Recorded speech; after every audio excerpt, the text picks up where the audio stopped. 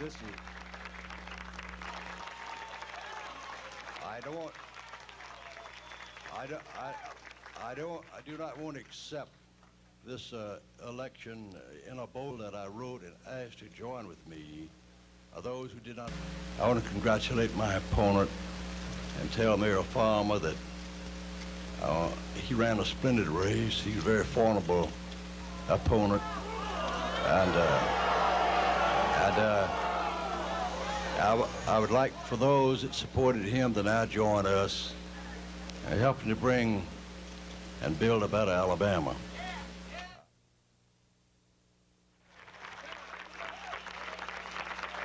This is.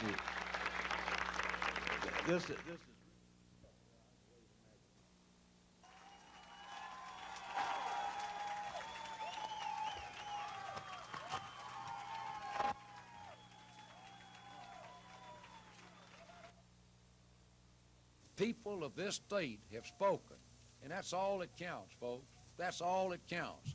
That's the society we live in, and I want you everyone to respect that. I want you everyone to go out here tonight with a resolve. We tried, but we still owe Governor Wallace our best efforts to help him make a better Alabama. There's nothing short of that I expect out of you. Now that's what we owe this state. We owe it in every respect. We owe it to not put aside what we believe in, but indeed make sure that we continue to speak to our legislators. We continue to speak to all the people that we have some influence with. That we've got that job to do. We're not going to be sore losers. That is the worst thing.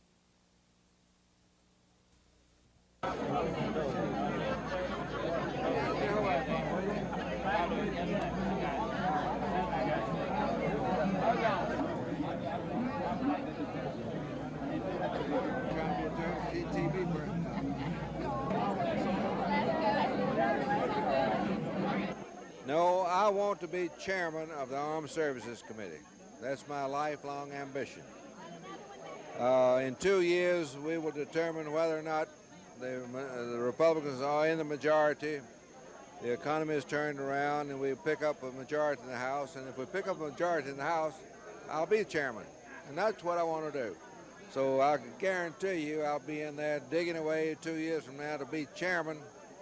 And then if that doesn't happen, then 4 years from now, we'll talk about it some more.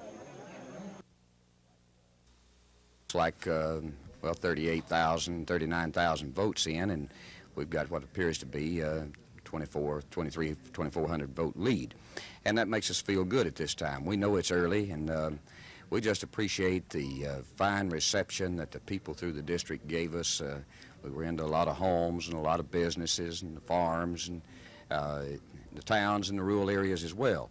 So we're very optimistic. We'll have to wait and see what the final outcome is.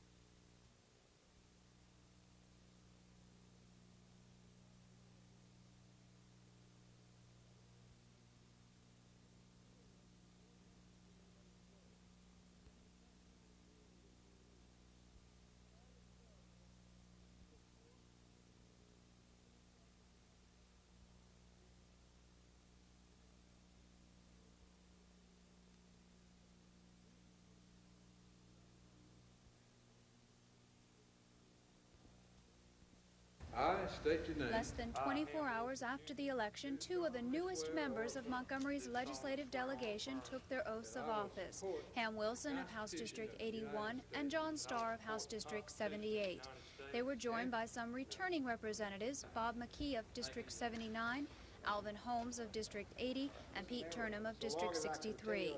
Over on the Senate side, Larry Dixon pledged to faithfully and honestly carry out his new duties. Mr. Dixon says he believes the newly elected governor will be actively involved in reorganizing the legislature, and he anticipates no problems working with Governor George Wallace. I will cooperate with the governor and the lieutenant governor and the other senators as long as their goals are not on a collision course with the goals that I have expressed during the campaign and I expressed here today. Representative Starr, the only Republican in the group, doesn't expect any problems either. If he is saying what he's saying today and that he's forward-looking and wanting to help the state of Alabama go forward, then that's what I'm for also. Susan Silvernail, WSFA TV News. I think so. I think they did. I think they were voting caution and moderation. I think they believe in conservative fiscal policies, but they had real questions about some things like some of the cuts in education. They had some real questions about whether or not the tremendous loss of revenue, which has produced large deficits, was wise, and a lot of different issues. I think it is a sort of a feeling of uncertainty. Let's see, we're in a stage of uncertainty. Let's go slow. Let's be cautious. I'm not going to rubber stamp anybody, or I'm not going, on the other hand, go all out, or neither am I going, on the other hand, say that all is wrong. So I think it's a sort of a uncertainty, moderation, and cautious approach that ended up. 1,000 to Campaign 1,500 workers say votes Billy Joe short. Camp will If these final maintain the same totals that position he we've took got are last correct, night when he told them he assure wanted to all of you recheck that I all the vote appreciate totals before making an official statement on the election. we're going to say that we'll wait for everything to be unscrambled and the votes to be tallied officially, because we know some absentee boxes are out, but we don't know whether there's enough there or what. Mr. Camp refused to make a concession or victory statement last night, saying the race is just too close to call until the official results are in. He did say that if, in fact, he has lost the race, he will be the first to congratulate his opponent. In regards to Congressman Dickinson and his people, they've worked hard. They ran a tough campaign. I know they're tough competition. I've been out there among them and battling them in the way that you're supposed to in this political system. And I'll congratulate his folks on the fine campaign effort that they had. And if, in fact, the vote total is correct, I'll assure you that tomorrow, or as soon as we know it, that we'll make a gracious concession to them. Mr. Camp is expected to call a news conference tomorrow to make an official statement on the outcome of the election. Mac Carmack, WSFA TV News.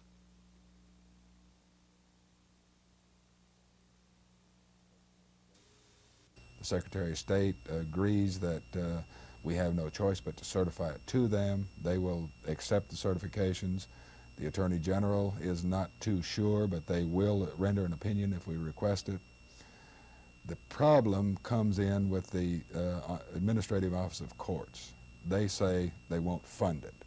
This means that the only salary that this particular position would receive would be the county's one-half of the county supplement to the circuit judges, which would be roughly $7,000 a year.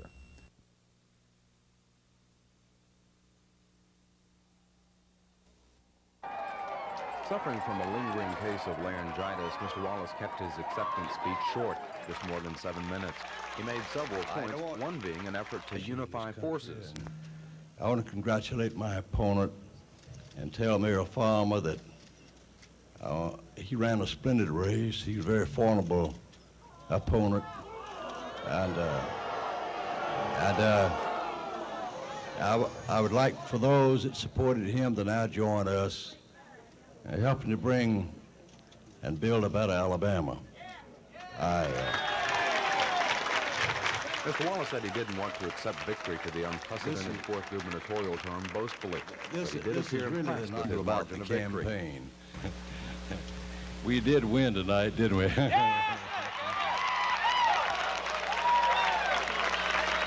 We all.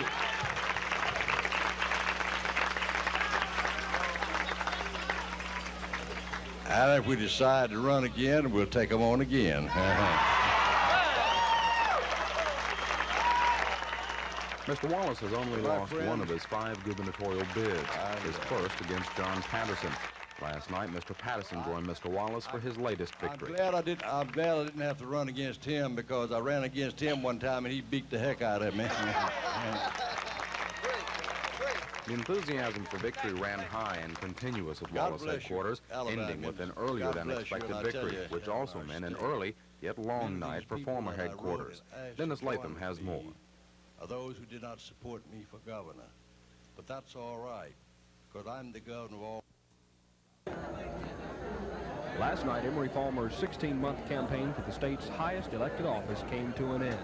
Undoubtedly not the end he'd hoped for. Shortly after the polls closed, it became apparent that Democrat George Wallace was winning, and by a large margin. Mr. Farmer's election night headquarters was the Governor's House Motel. The faithful watched the returns on TV as they came in. Food was supplied by a local caterer in preparation for a victory celebration that never came. What did come were vote totals showing Mr. Wallace with an ever-widening lead, subjecting Farmer supporters to an ever-deepening gloom. About 9:45, Mr. Farmer, with his wife Anita by his side, entered the crowded hall to admit his defeat.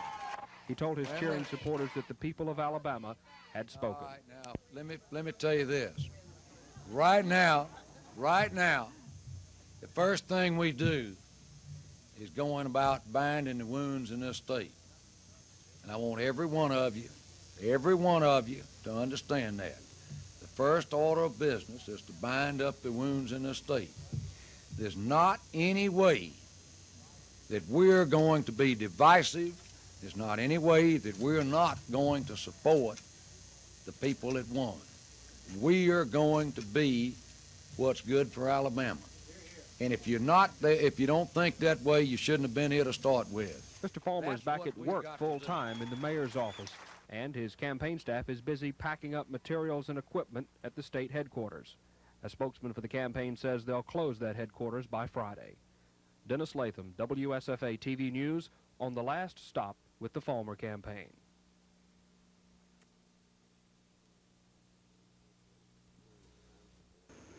As soon as I'm convinced that everything's locked in and everybody certifies that this is the correct figure, of course, I'll be glad to make a statement. But The congressman expected right the now vote to be it's, close, but not as close as it is. Just prior to last county, night's returns, age predicted and, Congressman Dickinson would win by 3 to 4 percentage how much points. is But now correct, figures are being what recounted and inconsistencies there verified are. for a possible win of just more than a percentage point. While Mr. Dickinson isn't officially declaring victory, he's confident his lead will hold. He readily admits that last night's returns scared him and his wife, Barbara. The closeness of the returns isn't making Mr. Dickinson think about retirement. The 18-year veteran says he wants to be chairman of the Armed Services Committee, and he thinks he has his best shot in 2 years. I'll run next time, and then win or lose. We'll look at 4 years from now and see is this what you really want to do. At that time, I'm not looking forward to drawing my Social Security, but I think that'll be the time to make the decision. So you're really pointing to 4 years from now? Oh, yes, at least 4. While Congressman Dickinson did talk to reporters today, there was very little coming from his Democratic opponent, Billy Joe Kemp. Matt Carmack has more on that.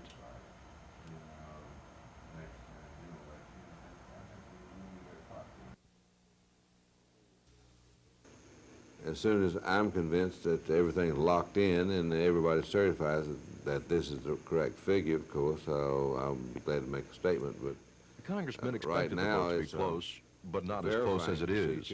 Just prior to last night's returns, age predicted Congressman Dickinson would win by 3 to 4 percentage points. But now figures are being recounted and verified for a possible win of just more than a percentage point. While Mr. Dickinson isn't officially declaring victory, he's confident his lead will hold. He readily admits that last night's returns scared him and his wife, Barbara.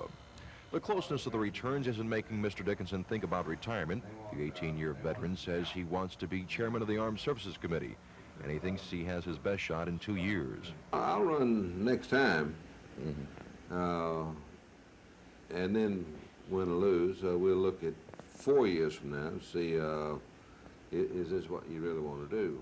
At that time, I'm not looking forward to drawing my Social Security, but I think that'll be the time to make the decision.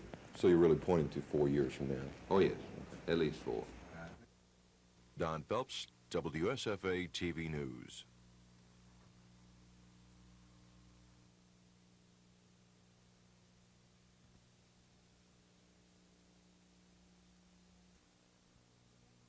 November 15th is the deadline for the PSC to issue an order on the utilities rate hike request. PSC staff has recommended a $200 million to $220 million increase for the power company, but utility spokesman Chris Conway says the company is hoping to get the full amount. Right now, the Supreme Court is considering a rate hike request for $325 million from Alabama Power, and it's allowing the company to collect about $180 million of it under bond while the case is being appealed. That $325 million figure is included in the $454 million request that's before the commission right now. Today, Commissioner Jim Folsom urged everyone involved in the rate case to seek an acceptable settlement. Mr. Folsom says the settlement should give relief to senior citizens and provide incentives to attract industry to the state. Gina Gregory, WSFA TV News. It does look like that we may be 1,000 to 1,500 votes short if these final totals that we've got are correct. I'll assure all of you that we're going to say that we'll wait for everything to be unscrambled and the votes to be tallied officially, because we know some absentee boxes are out, but we don't know whether there's enough there or what. Brightness and hope and prospect. And I would say this in regards to Congressman Dickinson and his people. They've worked hard. They ran a tough campaign. I know they're tough competition. I've been out there among them and battling them in the way that you're supposed to in this political system. And I'll congratulate his folks on the fine campaign effort that they had. And if, in fact, the vote total is correct, I'll assure you that tomorrow or as soon as we know it, that we'll make a gracious concession to them.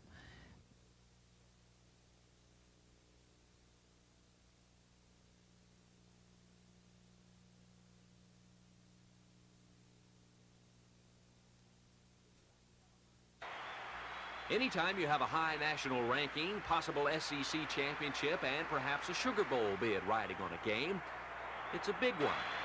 And those that wear the red and white of Alabama know full well what's riding on Saturday's shootout with the LSU Tigers. Oh, yeah. It's always been, a thing here in Alabama. Everybody gets up for a big game, and because we all want to improve. We all want to prove to people, what kind of team we are. And the best way to do it is play somebody that's equal to you or better than you, and that really makes a difference.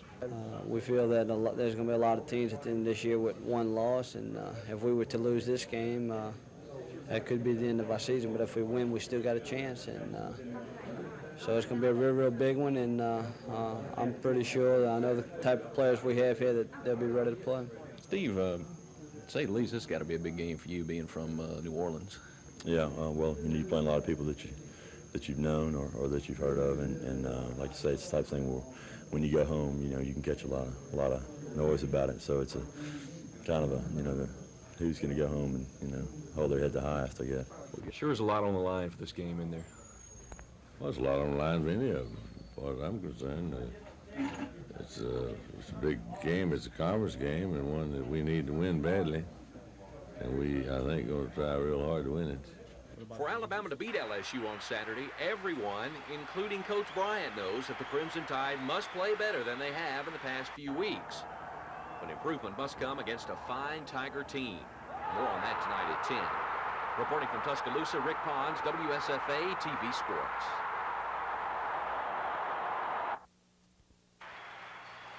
Last year, the LSU Tigers began their season hoping for big things, the first being an opening game upset of Alabama.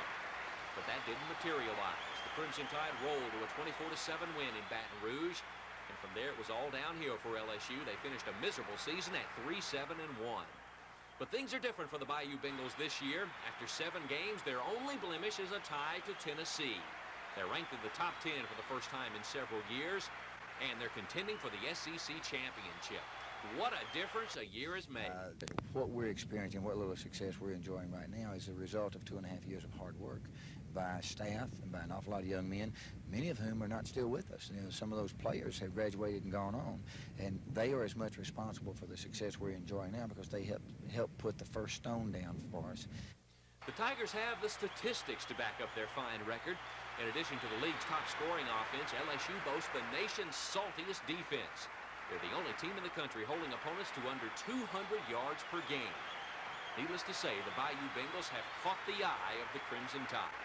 And they already had a great passer, but I think the big thing this year is so much better defensively.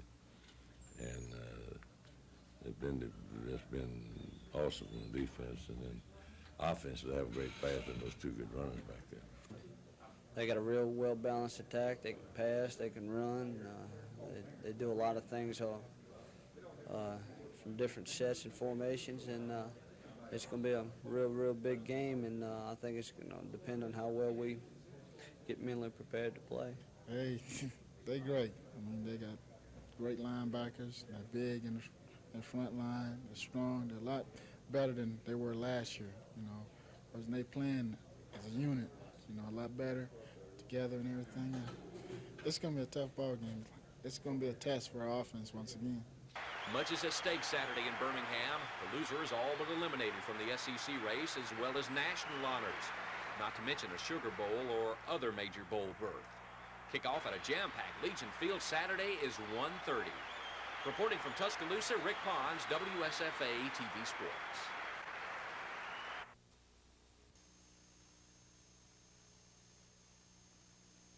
Now, the type of progress that we want, we must have the very best communication and cooperation possible between the state and its local government.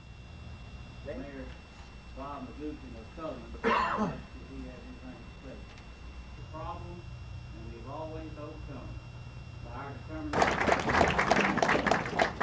Mayor, we appreciate those kind words, and I came to the hall to Miss Joe John Watkins gave me my pen. My town hall burned. I really don't care, but I mean it's very sincere from my heart.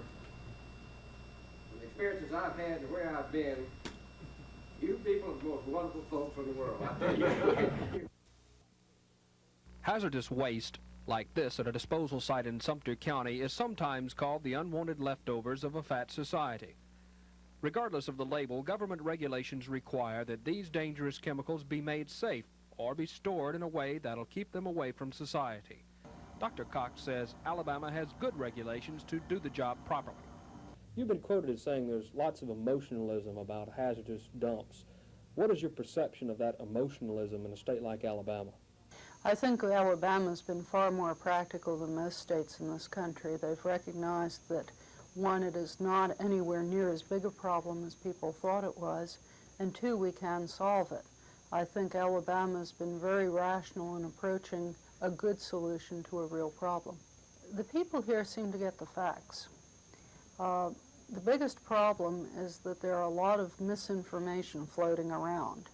And if people take the time to find out what the facts are and make a good, solid decision, they're going to come to the conclusions that Alabama has. Dr. Cox says the chemical industry hopes the laws that govern proper disposal are enforced, and if the waste don't go where they should, then people responsible for them should go to jail. Dennis Latham, WSFA TV News. For months, highways, city streets, and yards have been fair game for the political candidates. But driving around Montgomery today, most of the telltale signs of Tuesday's election seem to have vanished. Perhaps because there's good money in them. The double-sided signs, if they're on a single post, and you bring them in, that would be one. The Clean City Commission is paying a nickel for each political sign, and judging from the number of inquiries they've received, the incentive is working. Within a day, even the night of the election, I would say half the posters have been taken down. And you can't find many out there now. So they're good. From what I understand, they're coming in truckloads. For all the sign collectors in Montgomery, payday is Saturday, and these are the drop-off points. Susan Silvernail, WSFA TV News.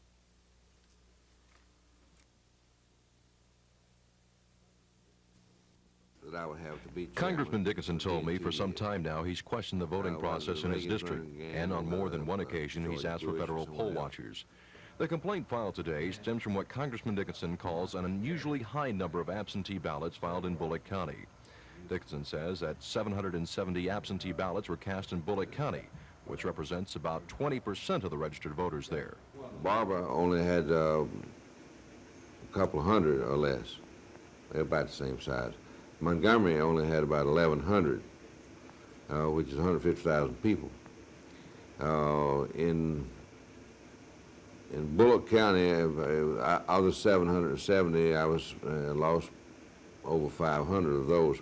I think there's some inconsistencies there that we need to look at. U.S. Attorney for Alabama's Middle District, John Bell, confirmed that he has received a complaint from Congressman Dickinson, and that complaint concerned the absentee vote in Bullock County. But Bell said it would be improper for him to comment any further on the matter. Then late this afternoon, Neil Acker, who's in charge of ballot security for the Dickinson campaign, says as far as he's concerned, the congressman has been reelected. Congressman Dickinson won the election. The difference in the votes is 1,335 votes. Congressman Dickinson's vote total is 83,228. Mr. Camp's is 81,893. Acker says he's basing his figures on the certified totals in 9 of the 13 counties in the district and the uncertified totals in the other 4 counties. Acker says his people will continue to monitor the tabulation process to make sure today's figures will be the same received by the Secretary of State's office next week. Don Phelps, WSFA TV News. Neil, if the shoe was on the other foot, you were working with Mr. Camp's camp.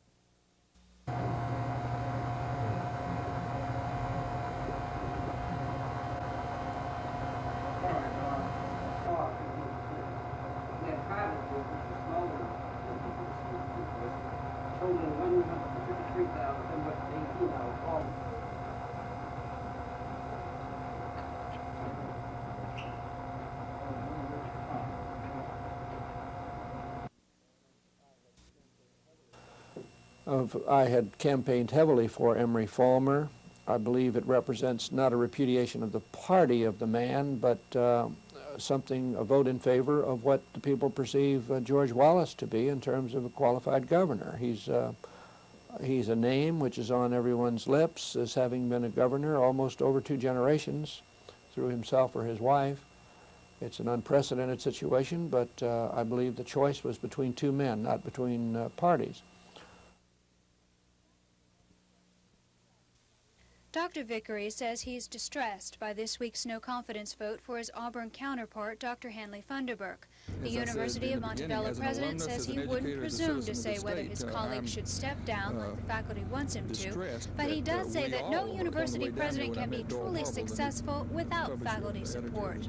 There are people in the state that don't understand why it is that university faculty members are not merely employees who should go along with whoever's in charge of the administration of an institution. They're not employees in the sense in which that word is used in private business. They are the very heart of any academic enterprise. At the same time, Dr. Vickery says it's important to remember that Auburn's troubles aren't without precedent.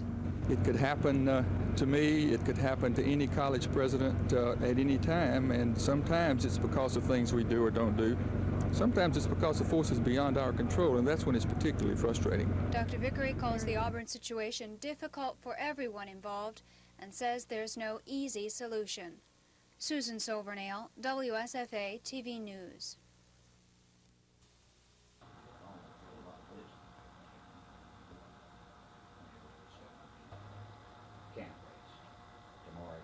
I'll say this, that I agree with Congressman Dickinson. I would join him in making that request. And I believe he said the tabulation process. I would go further than that. Let the Justice Department or whomever come in and read each voting machine, check the tabulation sheet, and let's just make sure that this was done correctly. Again, I'm not alleging that it was not, but something this important, it's a people's election, and let's have it totally open, or let the Justice Department, Attorney General, anyone who desires, check it all. And so I would agree with it. It'd be fine with me.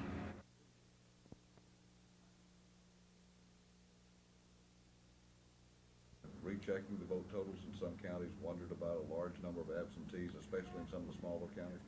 Well, I'm not aware of the large number of absentees. I believe Montgomery County had almost 1,600 absentees. Some other counties had New federalism would transfer the responsibility of a number of large federal grant programs from Washington to state officials. Eventually, the pool of federal taxes feeding those programs would be transferred to the states to collect. And the National League of Cities opposes that because they say some states, like Alabama, wouldn't have enough money to maintain the current programs. NLC spokesman George Gross told Alabama League of Municipality members that this week's elections, with the loaded Republican numbers in Congress, may be of some benefit. Overall, I think it's fair to say that the president appears to be a little bit weaker in his expected dealings with the Congress. The problem, but Mr. Gross warned that there are other federal programs which need renewing, programs that could be used as leverage. It could be that the president, knowing of the importance of this program to city officials, may decide to take a hard line, hard road, and say, I will not sign a reauthorization bill for revenue sharing unless the Congress puts it into the new federalism proposal. Because of that, Mr. Gross says cities are being asked to support a national cities resolution demanding certain guarantees on new federalism, guarantees protecting cities from any changes state governments may try to impose when and if the federal programs are turned back to the 50 state governments. Chris Grimshaw, WSFA TV News.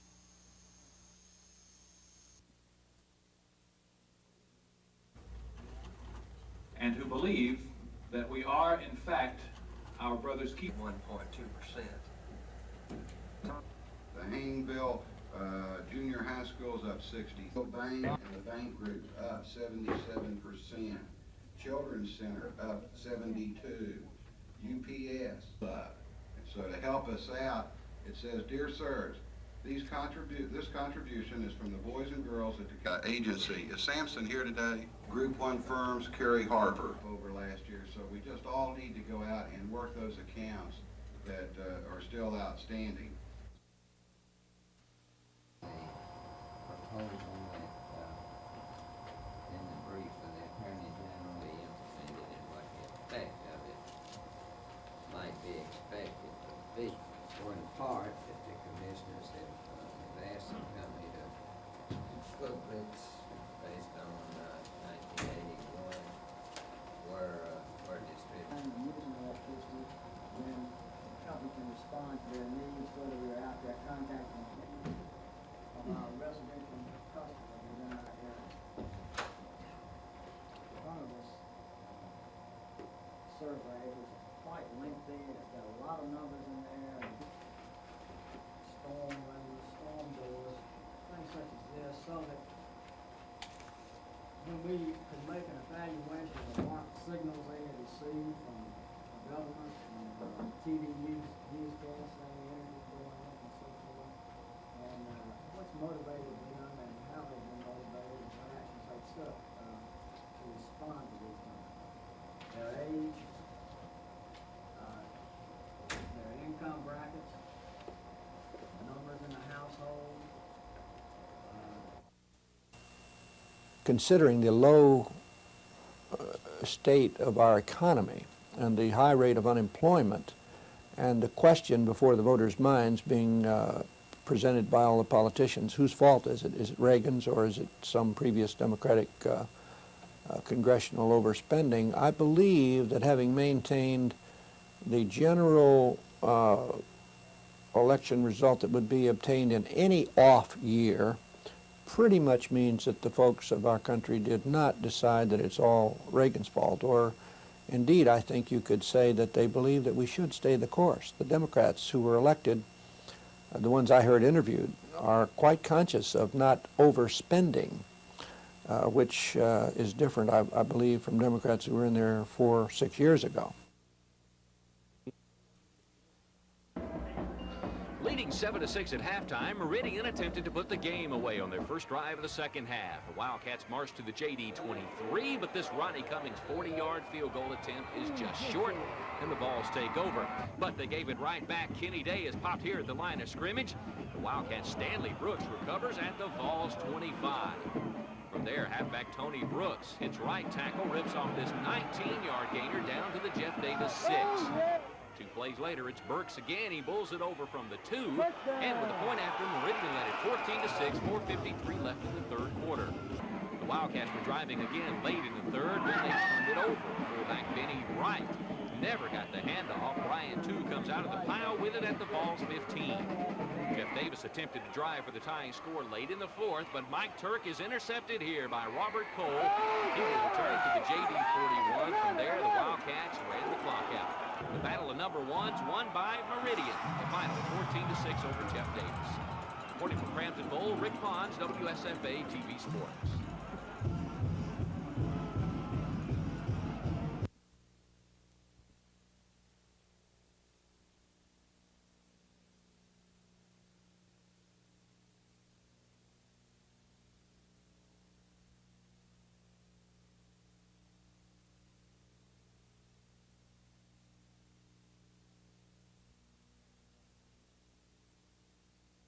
I think it's hard on me because, I was just platooning, and he was treating me like I was playing every day.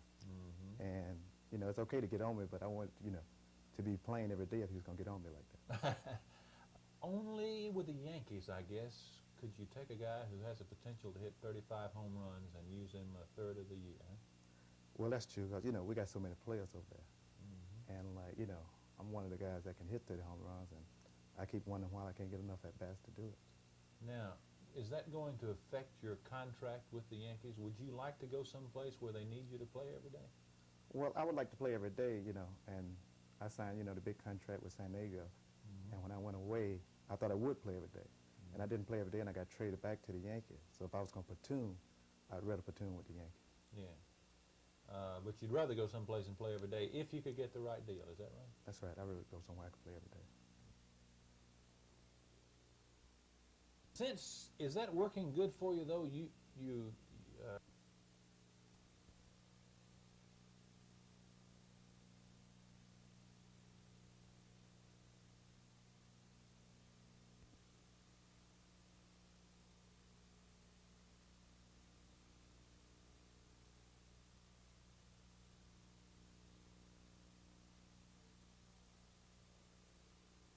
So you'd like to have another long-term contract, maybe with the Yankees or with whoever is willing to put the dough up there. Huh? Yes, I like play for 5 or 6 more years, and I like to have at least a 5-year contract.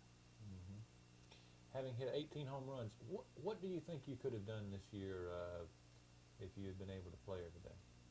Well, I think I could have hit around 300 and hit 30 home runs easy this year.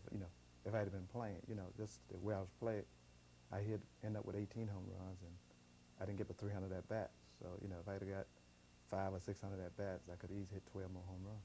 Yeah. How about also playing in the field? Does that help you as a hitter to play in the field? Yes. My record showed the time I played in outfield, I'm a much better hitter, and I drive in more runs, and I hit for a higher average. But this year they had Griffey and they had Mumphrey and Winfield out in the outfield. So they started out, I was just going to be the DH. But I got out in the outfield and I played, and I did real good out there. And I done played out there since, 79, and I haven't made an error since 1979.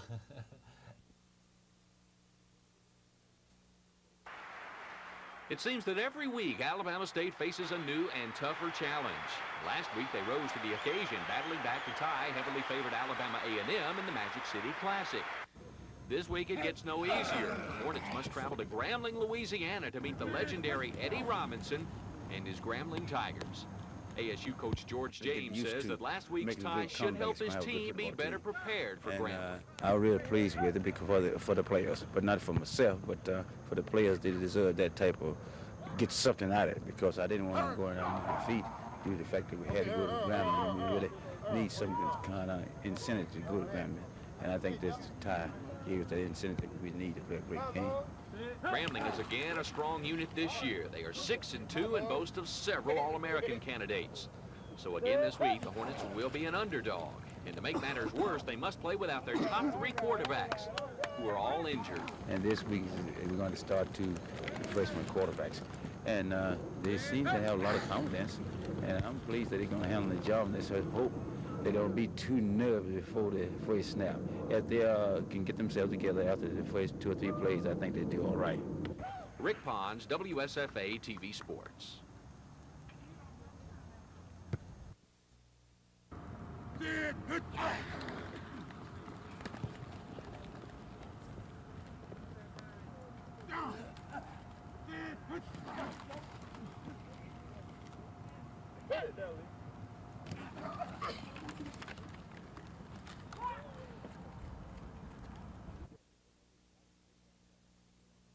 Enjoy it because I didn't have to go back down there this year. I want to go back down there because they had a new stadium, and he wanted me to really be down there for homecoming.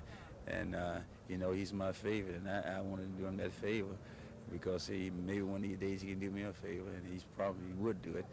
And I'm just pleased to go back down there, and because he's a great man, he's real good to me.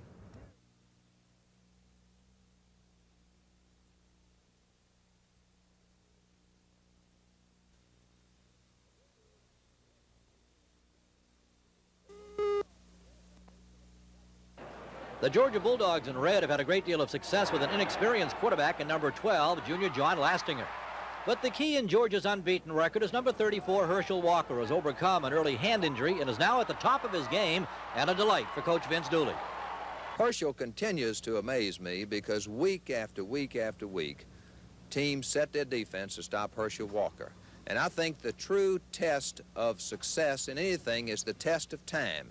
And Herschel is passing that test of time as week after week he keeps rolling along despite the fact that everything is set to try to stop Herschel. Last week against Memphis State, Walker rushed for 219 yards and he scored 2 touchdowns. Florida hopes to avenge losses to Georgia in their last 2 meetings, and the Gators depend on quarterback Wayne Peace, ranked number 2 in the country in passing efficiency with a completion record of 75%. On the ground, senior fullback James Jones, number 30, has logged 4 touchdowns and 567 yards. And the Florida defense will have to play tough to beat Georgia.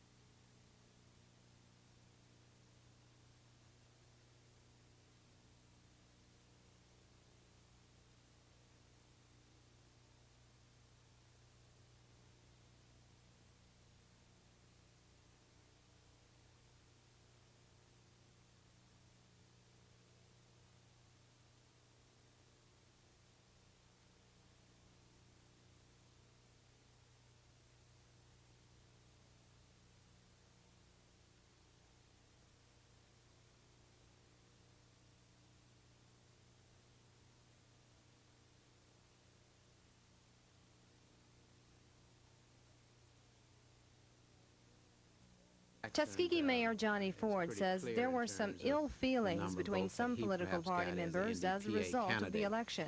One of the things that we want to do is be able to sit down with the representatives of the Alabama Democratic Conference, the Black Republican Council, the National Democratic Party of Alabama, and begin to certainly talk about healing the wounds that may have been developed as a result of the differences on the gubernatorial race.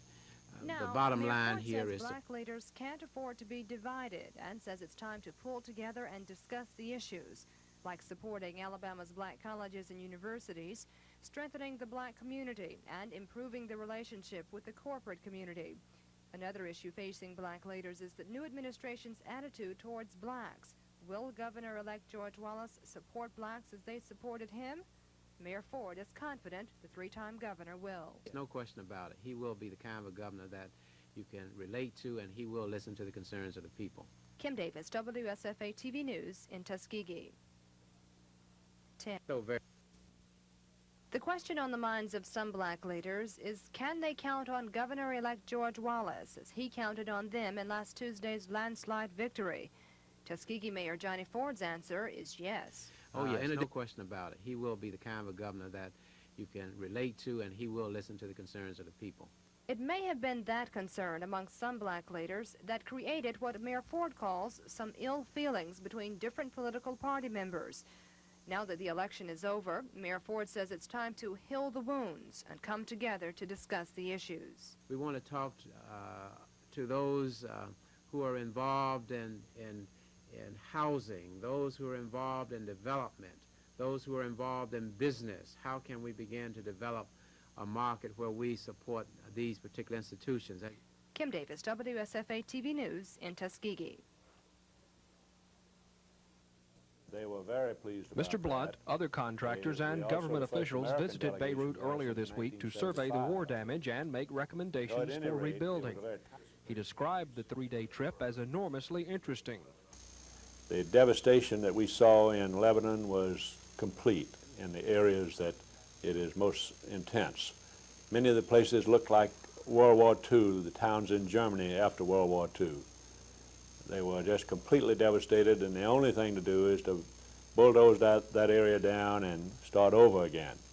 Mr. Blunt says he was impressed with the spirit of the people. He says the Lebanese are already rebuilding their city. Mr. Blunt says the region needs peace and security if the rebuilding is to be a success. And he says there are many good Lebanese contractors, but the destruction is so great they'll have to have help from outside their country. Mr. Blunt wouldn't say what he's recommended to the president, but he did say he's been talking to the White House. Dennis Latham, WSFA TV News. Peace that is apparent there now. We were. Following the judge's August 9th injunction stopping enforcement of the state's two laws, Governor James tried to appeal his case to the U.S. Supreme Court on September 15th. He then told reporters in Washington how he felt about the case. I am today encouraging all Alabama school officials, as well as the people of Alabama, to stand on their constitutional rights, to ignore this federal court injunction, and to proceed with prayer in the classrooms. But the Mobile man who initiated the lawsuit, Ishmael Jaffrey, seen carrying the TV, considered the action as defiance of the court's order. His attorney, Ron Williams, told Judge Hand the statement was outrageous and arrogant. Governor James' attorneys disagreed. That it was not contemptuous, but was to reinforce to the people of Alabama and the children and the school teachers that they can pray in public schools, as was stated in Judge Hand's order, that they can pray subject to time, place, and manner. I think the governor was misunderstood because what he was saying was in light of his effort to appeal, and I think the court recognized that. Judge Hand said he wasn't going to slap the governor upside the head, but said he thought the governor was less than circumspect in what he had to say. Saying I'm disappointed would be putting it mildly. Yes, I'm greatly disappointed. I was surprised. If Governor James' conduct was not contemptuous, I'm not sure what is. Mr. Jaffrey says he won't pursue this legal point any further, but will proceed with the trial on the legality of the two state school prayer laws. Chris Grimshaw, WSFA TV News in Selma. The court apparently felt that Governor James' comments wasn't strong enough. I shudder to feel about the results of the rest of my case.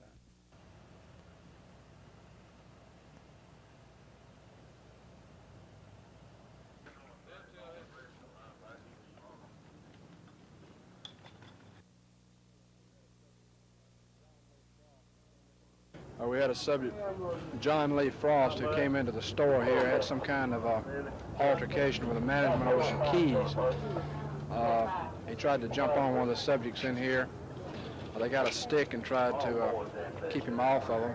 That didn't work. He come on him again, so he was shot in the neck with a revolver.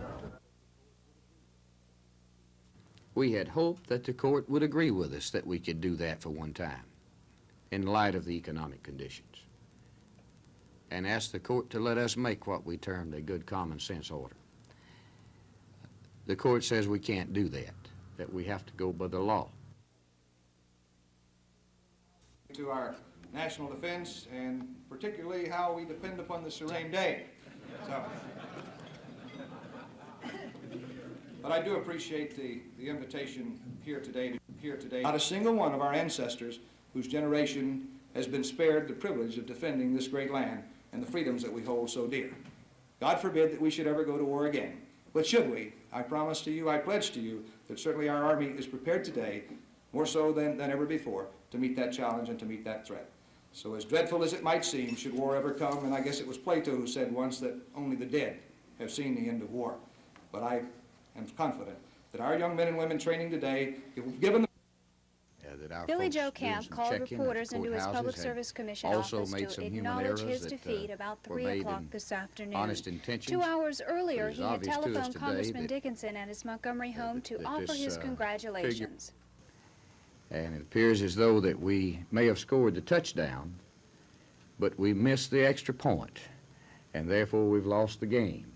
Mr. Camp says all the checking and recounting of votes in the last 3 days came down to this. Mr. Dickinson had a 1,400 vote edge. And we feel confident that any errors that were uncovered were those errors that are going to be made from time to time in a hasty election night. And they were small, and there were some both ways. Contacted by phone today, Mr. Dickinson said he still feels that absentee balloting in Bullock County should be investigated. And U.S. Attorney John Bell says the Justice Department is checking into it. Mr. Dickinson says his slim margin of victory can be attributed to straight Democratic Party voting on Tuesday. Susan Silvernail, WSFA TV News. Invasion, and they were very pleased about that. We also the first American delegation there since 1975, I believe. So at any rate, it was a very timely trip, and one... What sort of participation do you see U.S. firms giving to Lebanon, and Berlin in particular? But the French and the Italian soldiers, but in every street, at almost every intersection, the Lebanese army has a checkpoint. So, in effect, the Muslim people are supporting him. And the many different elements of the Christian society there who have been warring with each other and have an ambassador, and we were at his place several times, and they were deeply involved in the efforts to remove the foreign forces. And matter of fact, he had to, I think they are all aware of the fact that everybody is looking at them to see whether or not they can maintain this peace that is apparent there now. We were enormously impressed. It is the hope of the general faculty that you will consider the merits of our proposals. These proposals are part of a report highly critical of Dr. Funderburk. It claims the president is unable to lead the university and that he's to blame for the school's problems. Following a vote of no confidence by the faculty earlier this week, the Senate decided to ask for Dr. Funderburk's resignation. But not all faculty members are in favor of it. Today, several urged the board to support Dr. Funderburk. Today, Governor James, in reading a statement from the board, said the trustees appreciate all the concerns of involved parties, but no decision will be made in haste. And this board, to the best of its ability, will make such decisions in the best interest of Auburn University. The faculty isn't the only group concerned with the performance of Dr. Funderburk. The board has set an administrator evaluation for Dr. Funderburk beginning in January. I'm probably the most evaluated college president in the country. I welcome that. I welcome any evaluation anywhere, anytime that's fair. And I think any member of this administration welcomes that. So all the cards are on the table now, and the board is going to consider the issue, which is Dr. Funderburk's ability to lead the university. For now, Dr. Funderburk has the support of the board, if not the full faculty, and he will continue on as president of Auburn University. Gina Gregory, WSFA TV News in Auburn. I know it's been a long time since Tuesday night, but the election for Congress in the 2nd District was a very close election. And it seems as though that there will be about 1,400 votes separating myself and Congressman Dickinson. We felt like that it might be closer than that, but we found out that the be. And I told them that I had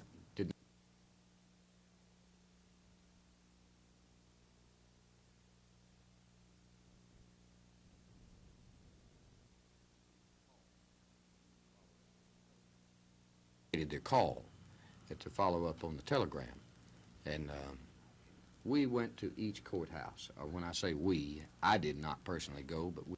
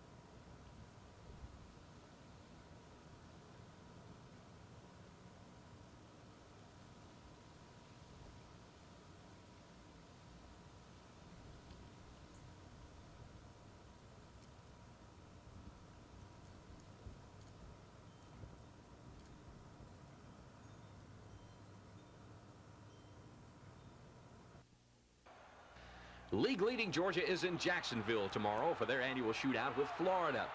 The Bulldogs have had the Gators' number for the past 2 years, coming from behind for identical 26-21 wins. And both victories propelled Vince Dooley's Dogs into the Sugar Bowl. But Florida's a much better team this year, and the Gators are thinking upset. The big question is, can they stop Herschel Walker? Alabama and LSU fans are hoping so. The Crimson Tide and Tigers do battle tomorrow in Birmingham. If Georgia was to fall and LSU could win, the Tigers would move into sole possession of first place. An Alabama win, coupled with a Georgia loss, would deadlock the Tide and Bulldogs for the top spot. Alabama's the favorite tomorrow, but for the past few weeks, the play of the Crimson Tide has been less than inspiring. Coach Bear Bryant blames inconsistency. Well, I've been consistent all year. Poor coaching, why? You go out and drive the ball 70, 80 yards, and somebody makes some little stupid mistake. Well, if you've done that over and over and over and over, insisted on doing it right, they wouldn't do that. An interested SEC spectator tomorrow is Auburn. The Tigers are 3-1 in the league and must hope for both Georgia and LSU to lose tomorrow. That would place Auburn's destiny in its own hands, with both Georgia and Alabama still on the schedule. The Tigers meet non-conference foe Rutgers for homecoming tomorrow on the Plains. A win over the Scarlet Knights is important because it could propel Pat Dye's Tigers into a bowl game, their first since 1974. You think that this win will put you in position for a bowl? What I'd like to think it will help our chances of going to a bowl game.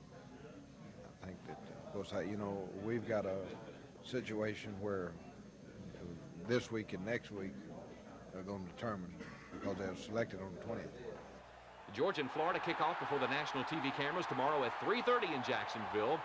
Bama and LSU get it going at 1:30 from Birmingham's Legion Field. Homecoming at Auburn with Rutgers is a 1 o'clock start. Rick Pons, WSFA TV Sports. Darrell Waltrip won the American 500 at Rockingham this past week, but didn't pick up any more ground on Bobby Allison in the Winston Cup points chase. The reason? The man in the green and white Gatorade car number 88 picked up valuable points for leading the most laps. There are only 2 races left on this year's Grand National Circuit, and Waltrip has a slim 37-point lead. Next up, the Atlanta Journal 500 on Atlanta's International Superspeedway.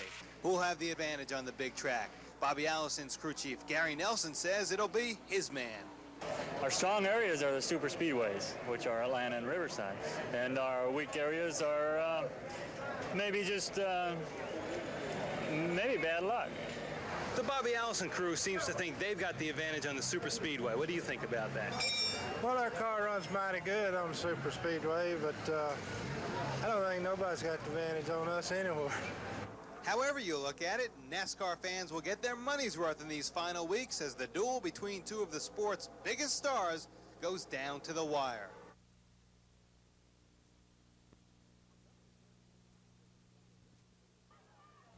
Montgomery Academy came out and took control of this important game early. Tailback Travis Gordon was the workhorse. Here he rips off a 14-yard gainer to the Trinity 33, helping to set up the first score. Several plays later, it's Gordon sneaking it over from the 1 with a point after it. It was 7-0 MA, 3:57 left in the first. After a fumbled punt, Trinity had a chance to score early in the second. This pass from Brian Hines to Mike Crawford got the Wildcats to the Eagles' 10. But the drive stalls and this field goal attempt sails wide right. It was 7-0 Montgomery Academy at half. In the third, M.A. takes the kickoff and drives it down for a score. Gordon gets another nice gainer here, a 14 down to the Trinity 40. Gordon then scores on this 13-yard scamper, and with the extra point, it was 14-0 Eagles, 8:39 left in the third quarter. Montgomery Academy's defense saved the shutout on this 4th and 3 deep in Eagles territory. Chris Simmons bats down a Hines pass, ending a threat. Montgomery Academy beats Trinity 27-0. They win the Area 7 Region 4 crown and a trip to next week's 1A playoffs. At Crampton Bowl, Lanier won the crosstown battle with Carver 27-8. Arthur Stokes picks up a big first down here for Lanier on 4th and 5, galloping 21 yards all the way to the Carver 3-yard line. 2 plays later, Stokes goes over from the 1. The point after makes it 7-0 Lanier, 1:21 left in the first. The Wolverines had a chance to score late in the second. A scrambling Greg Payne is intercepted here by Stanley King, which killed that scoring thread. Lanier went on to win the game, the final 27-8. They keep their faint 4A playoff hopes alive. Rick Pons, WSFA TV Sports.